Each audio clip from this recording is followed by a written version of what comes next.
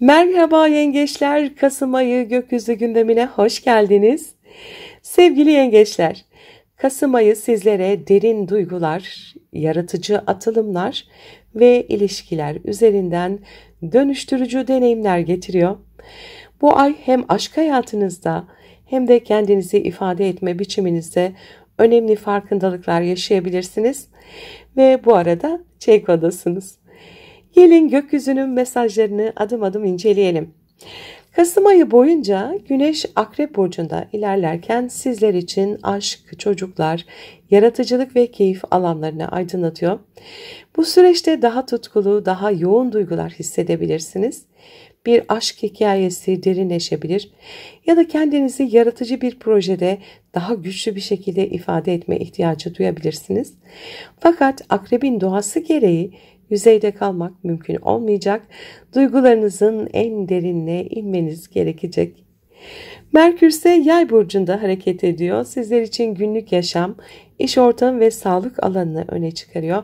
İkizlerdeki retro Uranüs'le yaptığı karşıtlık ise perde arkasında bilinçaltınızda saklı kalan bazı gerçekleri açığa çıkarabilir. Bu süreçte iş düzeninizde beklenmedik gelişmeler olabilir. Gizli kalan bir konu bir anda ortaya çıkabilir. Aynı zamanda zihinsel olarak yoğun bir farkındalıkta yaşayabilirsiniz. Bilinçaltınızdan yükselen işaretlere dikkat edin. Size yön göstereceklerdir. Venüs ise Terazi burcunda aile ve yuva alanınızı aydınlatıyor. Bu dönemde eviniz, yaşam alanınız veya aile bağlarınız ön plana çıkabilir. Ancak Kiron'la yaptığı karşıtlık kariyer alanında yaşadığınız eski yaraları tetikliyor. İş ve aile dengesiyle ilgili hassasiyetler yaşayabilirsiniz. Jüpiter ise bu ikiliye kare yapıyor. Sizin kişisel yönünüzü, kimliğinizi daha görünür hale getiriyor. Hem ev hem kariyer hem de kişisel istekler arasında denge kurmanız gerekebilir. Gökyüzü size diyor ki kendi ihtiyaçlarınızı gözmezden gelmeyin. Denge ancak işten gelen dürüstlükle sağlanır. Mars ise Akrep Burcu'nda hareket ediyor. Aşk hayatınızda ve yaratıcılığınızda yoğun bir enerji yaratıyor. Lilith'le de kavuşumda tutkularınızı daha görünür kılıyor. Aynı zamanda bastırılmış öfke ve kıskançlık gibi duyguları da tetikleyebilir. Ancak gökyüzünde büyük bir su üçgeni de oluşuyor. Mars, Jüpiter ve Satürn'le uyumlu açılar kuruyor. Bu üçgen sizlere derin bir duygusal güç, ruhsal dayanıklılık ve ilham kaynağı getirebilir.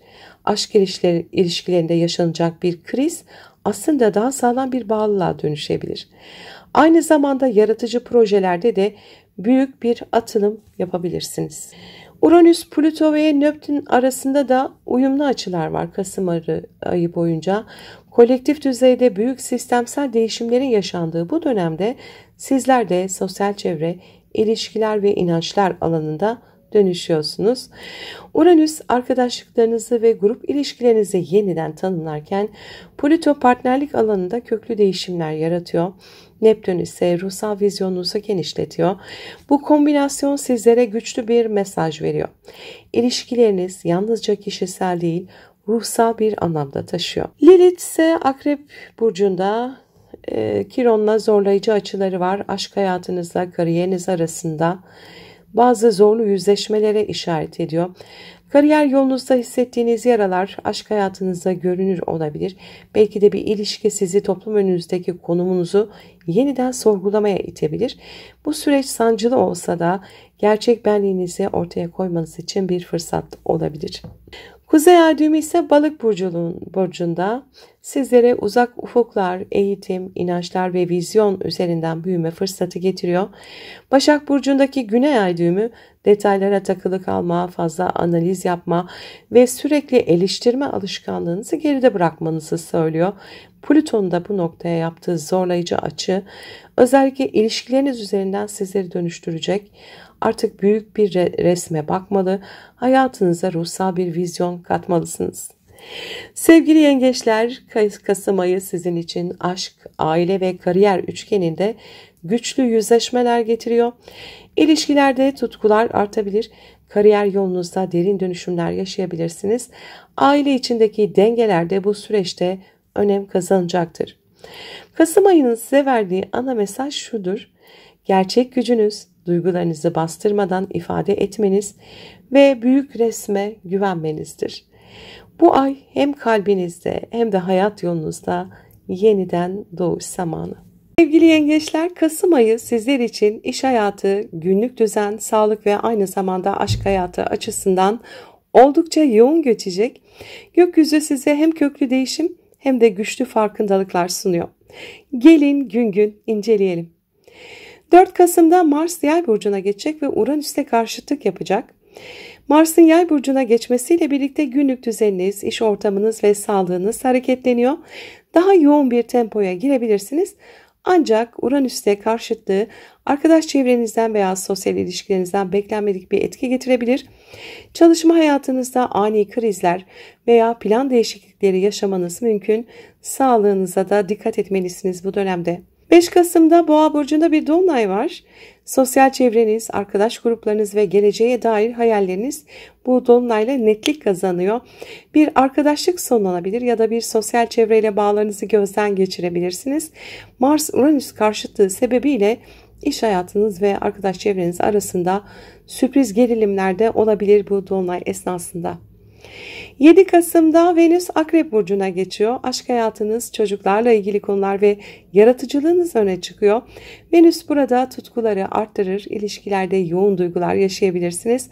Ancak kıskançlık ve güç mücadelelerine dikkat edin.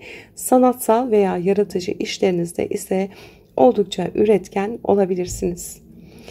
8 Kasım'da Jüpiter duran pozisyona geçecek. Jüpiter bir süredir burcunuzda size şans ve genişleme getiriyordu. Ancak duranlaşmasıyla birlikte büyüme enerjisi yavaşlıyor. 17 Kasım'da da retroya başlayacak. Mart 2026'ya kadar da devam edecek. Bu süreçte planlarınızı gözden geçirin. Hayatınıza yeni yönler çizecek kararları ertelemek faydalı olabilir. 9 Kasım'da Neptün de Balık burcunda duran pozisyona geçecek. Yurtdışı eğitim, inançlar ve hukuki meselelerde bir duraksama dönemi başlıyor. Belirsizlikler artabilir. İdealize ettiğiniz bir konu hayal kırıklığına dönüşebilir. Bu dönemde gerçekçi olmak, beklentileri abartmamak önemli olacak. 10 Kasım'da ise Merkür Retrosu başlıyor. Merkür Retrosu iş hayatınızı ve günlük düzeninizi etkiliyor. 29 Kasım'a kadar iş arkadaşlarınızla iletişimde yanlış anlaşılmalar, iş planlarında aksamalar, ayrıca sağlık kontrollerinizde ihmal etmemeniz gereken bir süreçtesiniz. Geçmişte yarım kalan bir işleri yeniden gündeme gelebilir. 13 Kasım'da Merkür, Retro Merkür ve Mars kavuşum yapacaklar ve Ay da bu kavuşuma kare yapacak. İş ortamınızda hızlı kararlar almak isteyebilirsiniz. Fakat Başak'taki Ay'ın kare açısı kardeşleriniz, yakın çevreniz ve eğitimle ilgili konularda gerginlik yaratabilir. Sözel tartışmalardan kaçınmakta fayda var. 19 Kasım'da Plüto Retrosu sona eriyor.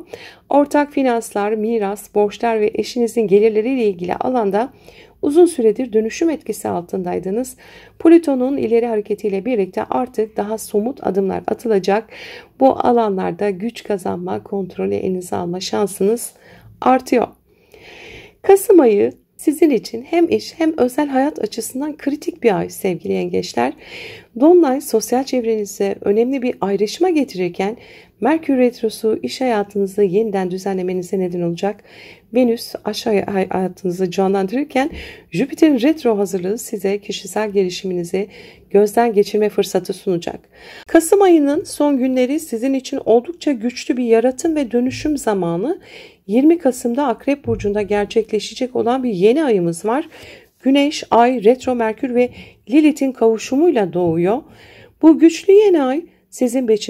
evinizi, yani aşkı, çocukları, yaratıcılığı ve hayatın keyif alanlarına etkiliyor. Bu alanda bir şeylerin kökten değişmesi, dönüşmesi söz konusu olabilir. Retro Merkür'ün burada olması geçmişten gelen aşk meselelerini yeniden karşınıza çıkarabilir. Eski bir sevgiliden haber alabilir, geçmişteki ilişkilerle yüzleşebilirsiniz. Çocuklarla ilgili konularda da eski meseleler yeniden gündeme gelebilir. Lilith'in etkisiyle tutkularınız, bastırdığınız arzularınız ya da özgürlük ihtiyacınız ön plana çıkıyor. Aşkta daha cesur, daha iddialı ama aynı zamanda da sorgulayıcı bir döneme giriyorsunuz. Bu yeni aya karşıt yapan Uranüs Boğa burcunda ve sizin 11. evinizde hareket ediyor. Yani sosyal çevreniz, arkadaşlık ilişkileriniz ve geleceğe dair planlarınız üzerinden ani gelişmeler gündeme gelebilir. Aşk ve arkadaşlık arasında kalabilir. Sosyal çevrenizden beklenmedik tepkiler alabilirsiniz. Belki de uzun vadeli planlarınızda köklü bir değişiklik yapmak zorunda kalabilirsiniz. Uranüs size artık eski çevrelere bağımlı kalma, yeni bir gelecek inşa et diyor. 21 Kasım'da Güneş'te Uranüs karşıtlığı kesinleşiyor. Bu temayı daha da görünür hale getirecek. Aşk hayatınızda sürpriz gelişmeler olabilir.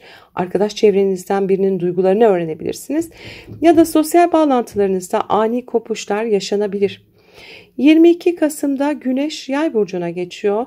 Bu geçişle birlikte gündeminiz biraz daha iş, günlük yaşam, sağlık ve sorumluluklar alanına kayıyor. Yoğun duygusal süreçlerden sonra biraz daha düzen ve pratiklik ihtiyacı duyabilirsiniz. Sağlığınıza özen göstermek, iş yaşamında düzen kurmak için uygun bir dönem olacak. 25 Kasım'da Retro Merkürle Venüs kavuşacak ve Akrep Burcu'nda gerçekleşecek bu. Bu kavuşum aşk hayatınızda geçmişten gelen konuları tekrar gündeme getirebilir. Eski bir sevgiliyle yüzleşebilir ya da ilişkinizde konuşulmayan meseleleri açabilirsiniz. Yaratıcılıkla ilgili projelerde eski fikirleri yeniden ele alma zamanı da olabilir. 29 Kasım'da Merkür Retrosu sona eriyor. İletişimdeki karışıklıklar bitiyor ve artık aşkta, çocuklarla ilgili konularda ve yaratıcılık alanında daha net adımlar atabileceksiniz. 30 Kasım'da Venüs Yay burcuna geçiyor. Bu geçişle birlikte iş ortamında ilişkileriniz daha uyumlu hale geliyor.